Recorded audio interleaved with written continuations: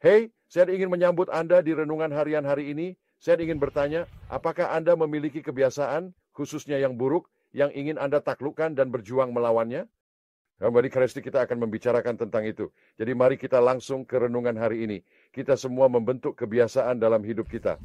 Beberapa kebiasaan baik seperti makan makanan sehat setiap hari. Dan ada juga kebiasaan buruk. Kebiasaan makan sehat teratur merupakan contoh kebiasaan baik. Tetapi jika Anda makan secara obsesif, itu adalah kebiasaan buruk. Dan jadi kebiasaan bukanlah sesuatu yang selalu buruk atau selalu baik. Yang benar-benar penting adalah jenis kebiasaan yang Anda miliki. Dan yang saya temukan adalah bahwa seringkali kita membangun kebiasaan buruk dalam hidup kita.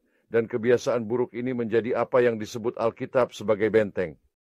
Izinkan saya jelaskan apa itu benteng. Saat kita lahir, kita membawa sifat lama yang cenderung ke dosa. Dan jadi sangat mudah bagi kita semua untuk mulai mengembangkan pilihan. Dan membuat pilihan yang dalam esensinya tetap sama. Yang salah arah. Ketika Anda melakukannya sering dan konsisten, itu jadi kebiasaan.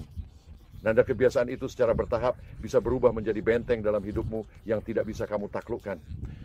Beberapa orang menyebutnya kecanduan. Beberapa orang menyebutnya hanya kebiasaan buruk.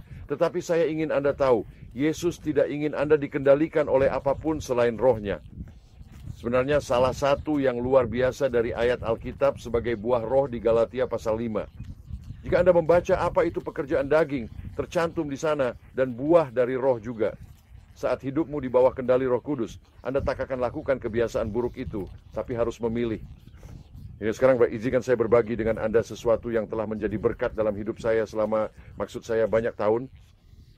Saya bertemu istri saya, seorang wanita muda cantik di perguruan tinggi, namanya Debbie, masih Debbie, tapi dia mencalonkan diri sebagai sekretaris kelas mahasiswa baru, jadi dia promosi diri sebagai gadis dari Texas. Dan begitu mereka mulai memanggilnya Tex, itulah saat aku bertemu dan memanggilnya Tex, cara dia mendapatkan namanya. Tapi dia adalah seorang wanita muda yang manis, penuh semangat, terbuka, sangat ramah. Dan dia menang dengan caranya, memenangkan perlombaannya. Saya mulai berkunjung kepadanya, berkencan, bertemu dengannya.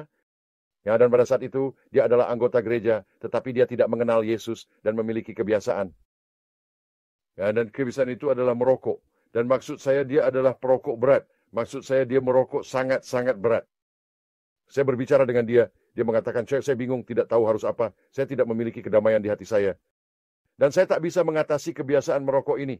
Aku berkata, Yesus akan membebaskanmu.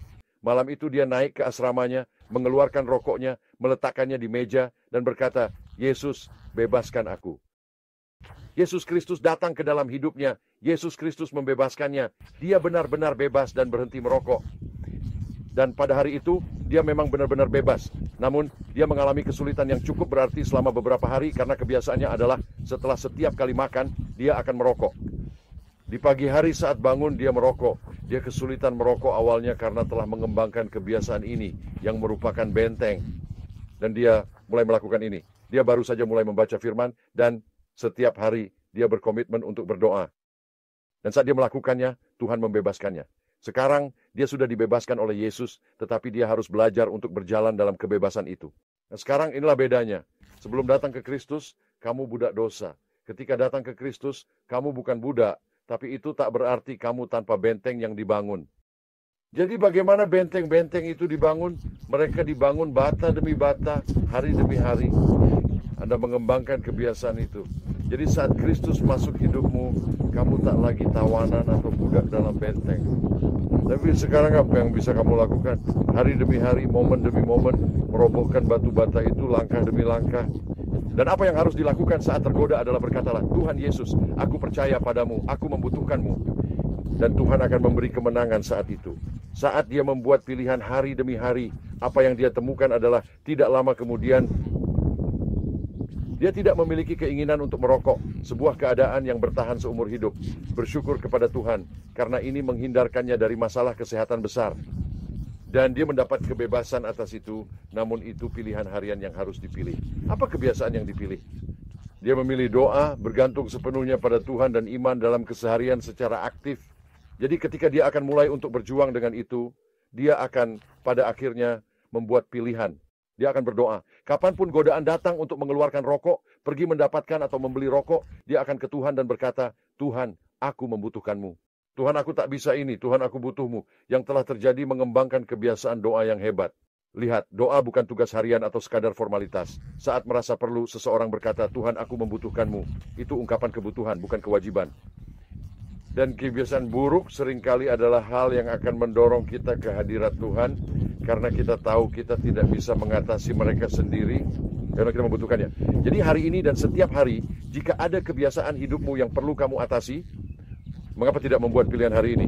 Dan saat tergoda untuk melakukan kebiasaan itu, cukup pilih. Yesus, aku memilihmu. Dia akan memberimu kemenangan. Semakin sering Anda membuat pilihan itu, semakin Anda akan mengembangkan kebiasaan baru, bergantung kepada Tuhan, dan semakin banyak kebebasan yang akan Anda alami.